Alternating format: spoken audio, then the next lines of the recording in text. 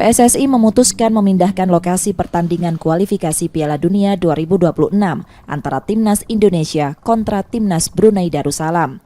Awalnya, lokasi pertandingan di Gelora Sriwijaya Jakabaring Palembang, namun karena kondisi asap yang melanda Palembang, pertandingan dipindahkan ke Stadion GBK Jakarta. Sementara komunikasi saya dengan salah satu pengurus panitia yang nanti akan berada di Palembang untuk pertandingan Brunei Darussalam dan Indonesia hanya sebatas seperti dulu, belum ada komitmen ataupun pemberitahuan bahwa pembatalan itu. Tapi keterangan saya yang resminya seperti ini, kita menunggu surat resmi pembatalan itu dari PSSI. Asprof PSSI Sumsel masih belum mendapat kabar langsung dari PSSI Pusat terkait hal tersebut.